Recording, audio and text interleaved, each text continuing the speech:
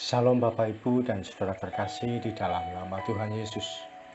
Dimanapun Anda berada dan dimanapun Anda bisa mendengar rekaman ini, kita bertemu dalam program Saat Teduh Pagi Hari untuk edisi hari ini.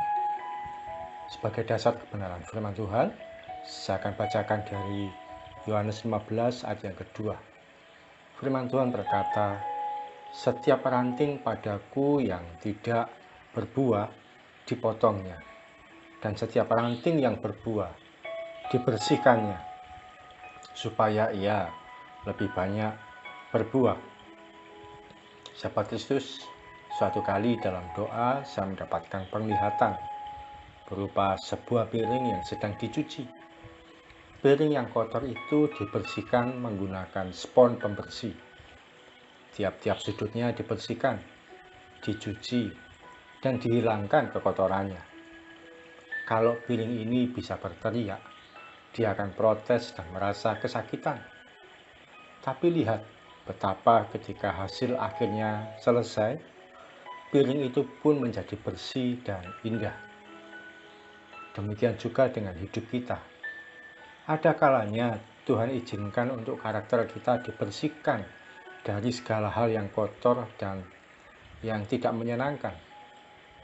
Karakter kita yang mudah emosi, gampang tersinggung, suka berkata kasar, sering jatuh bangun dalam dosa, sering tidak taat pada Tuhan, dan berbagai hal buruk yang ada dalam karakter kita, Tuhan akan bersihkan dan jadikan indah supaya berkenan di hadapan Tuhan. Tuhan Yesus memberi contoh pada sebuah pohon anggur untuk menggambarkan kehidupan kita dan hubungannya dengan Dia. Setiap pohon anggur yang bertumbuh akan selalu dibersihkan oleh pemiliknya. Daun dan ranting yang kering dipotong agar tidak mengganggu pertumbuhannya. Ranting yang berbuah dibersihkan dari daun-daun yang tidak perlu, sehingga buah yang dihasilkan dapat bertumbuh dengan baik.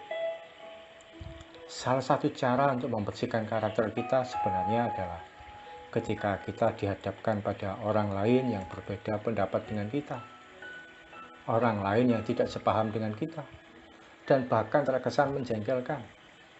Saat itu hati kita sedang dibersihkan dari sifat merasa benar sendiri, merasa aman, dan sikap merasa lebih baik dari orang lain. Saat itu kesombongan kita diruntuhkan, ego kita ditundukkan, mulai bisa melayani dan memahami orang lain, dan juga tidak memiliki sikap saya yang benar dan dia yang salah.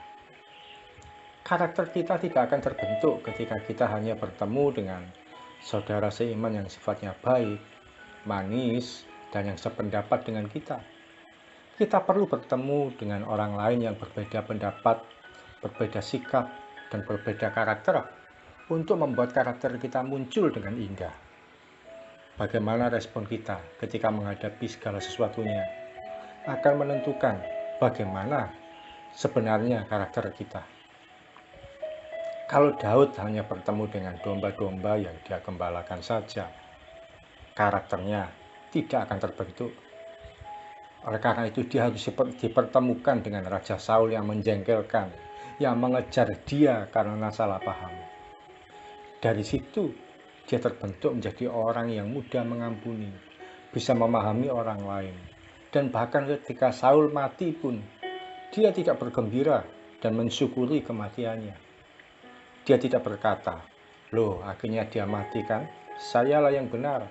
Dia kena murkanya Tuhan." Tidak. Dia justru menjadi orang yang paling sedih dan menangisi kematian Raja Saul dan Yonatan, anaknya.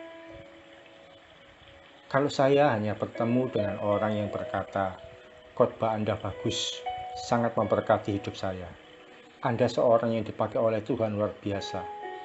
Atau "Terima kasih, melalui doa Anda, saya mengalami pertolongan Tuhan," dan sebagainya, maka karakter saya tidak akan terbentuk dengan baik. Tuhan perlu mempertemukan saya dengan orang-orang yang berkata pada saya, "Kamu munafik, Anda penipu, doa Anda tidak merubah hidup saya, perkataanmu tidak sesuai dengan kelakuanmu, kamu mudah tersinggung, atau orang-orang yang mengata-ngatai saya dengan sebutan lain yang tidak enak didengar. Bahkan mungkin ada orang-orang yang memblokir nomor WA saya karena tidak suka dengan pelayanan yang saya lakukan. Melalui hal itu, karakter saya sedang diproses, dibentuk dan dibersihkan oleh Tuhan untuk dijadikan indah. Apakah berarti saat ini karakter saya sudah baik, sudah indah, dan sudah benar? Saya tentu tidak berani menilai diri sendiri. Biarlah Tuhan sendiri yang menilai dan orang lain yang merasakan hasilnya. Kalau karakter kita dibersihkan, rasanya tidak pernah menyenangkan. Tapi Tuhan izinkan hal itu untuk membentuk karakter kita menjadi indah dan berbuah manis yang bisa dirasakan oleh orang lain. Jangan takut dengan pembentukan karakter. Nikmati saja cara Tuhan bekerja dan alami segala berkat Tuhan yang ajaib. Mari kita datang pada Tuhan. Tuhan Yesus, terima kasih untuk sharing firman pada pagi hari ini, saat teduh pagi hari untuk edisi kali ini, yang mengingatkan kepada kami betapa karakter kami yang jahat, karakter kami yang buruk harus dibersihkan dalam hidup kami. Dan itu pun cara membersihkannya Tuhan pertemukan dengan orang-orang lain yang menjengkelkan, yang tidak menyenangkan, yang membuat kami rasanya itu dongkol ketika bertemu dengan mereka. Kami tidak akan mengeluh. Ampuni kalau seringkali kami protes ya Tuhan menghadapi situasi ini.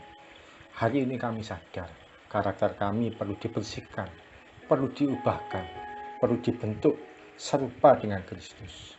Terima kasih Tuhan Yesus. Kami siap ya Tuhan, menjalani hari ini, bahkan bertemu dengan orang-orang yang akan menggosok karakter kami, seizin Tuhan, sehingga karakter kami akan terbentuk dengan indah. Keluar buah-buah yang manis, keluar hasil yang indah, yang menjadi berkat bagi orang lain. Kami siap melangkah sepanjang hari ini, karena penyertaan Tuhan dinyatakan melimpah atas hidup kami. Di dalam nama Tuhan Yesus kami berdoa dan mengucap syukur. Amin. Mari kita memiliki karakter yang indah, yang serupa dengan Kristus, yang ternyata itu harus dibentuk melalui pertemuan kita dengan orang lain yang tidak menyenangkan. Dan percayalah, ketika hasilnya indah, ketika hasilnya menyenangkan, kita akan menjadi berkat bagi orang lain. Salam dari saya, Ogi Raharjo dan Mitzvah Ministry. Tetap setia sampai garis akhir. Tuhan Yesus memberkati.